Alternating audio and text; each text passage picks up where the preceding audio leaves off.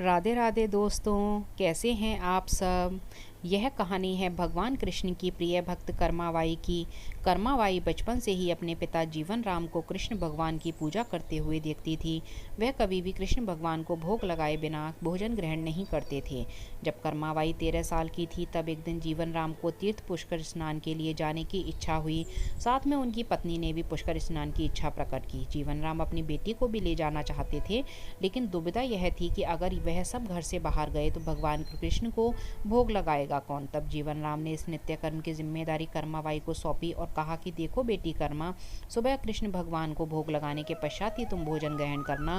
कर्मा ने भी अपने पिता की हाँ में हामी भर दी। अगले दिन सुबह कर्माबाई ने उठकर सबसे पहले गुड़ और घी डाल के बाजरे का खिचड़ा बनाया और भगवान कृष्ण की मूर्ति के सामने रख दिया और बोली, भगवान मैंने आपका भोग रख दिया है, आपको जब भी भूख लगे तब खा लेना, तब तक मैं घर के काम पूरे कर लेती हूँ। इतना कहकर कर्मा अपने घर के कामों में जुट गई। काम करते करते बीच बीच में आकर देखने पर जब कर्मा को ज्ञात हुआ कि भगवान ने अभी तक खिचड़ा नहीं खाया है, तब उसे संदेह हुआ कि शायद खिचड़ी में घी और गुड़ कम है, इसलिए भगवान कृष्ण भोजन ग्रहण नहीं कर रहे हैं।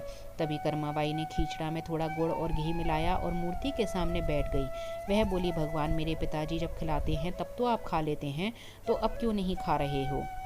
और अभी तो पिताजी बाहर गए हैं, उन्हें आने में बहुत दिन लगेंगे।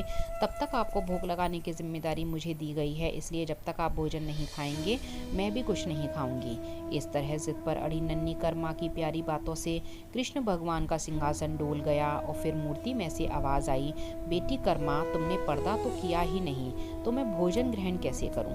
तब कर्माबाई ने मूर्ति के आगे अपनी चुनरी का पर्दा किया और कुछ ही समय में कृष्ण मूर्ति के सामने रखी खिचड़ी खाली हो गई। अब कर्मा रोज सुबह सबसे पहले कृष्णा को बाजरे का खिचड़ा खिलाती और बाद में खुद भोजन ग्रहण करती। यही सिलसिला चलता रहा और कुछ दिनों बाद घर लौटने पर कर्मा के माँ बाप भी कृष्ण की लीला देखकर दंग रह गए। इस तरह कर्माबाई ईश्वर कृष्ण की निस्सिम भक्त बन गई। अपने जीवन के अंतिम दिनों में कर्माबाई भगवान जगन्नाथ की नगरी जगन्नाथपुरी में एक कुटिया में बस गई थी। वहां पर एक दिन कर्माबाई की कुटिया के सामने एक तेजस्वी कांति वाला बालक आया और उसने कर्माबाई से कहा, मुझे भूख लगी है, माँ खाना दो।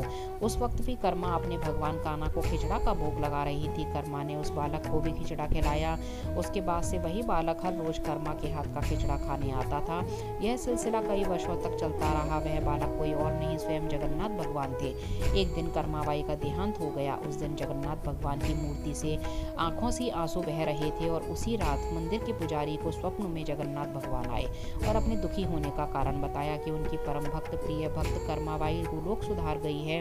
मैं रोज सुबह उसके हाथ की खिचड़ी खाता था, अब मुझे खिचड़ी कौन खिलाएगा? अगले दिन से मंदिर के पुजारियों ने निर्णय लिया, भगवान को रोज बाजरे की खिचड़ी का भोग लगेगा और उस भोग का नाम दिया गया कर्माबाई की खिचड़ी। जय श्री राधे राधे राधे।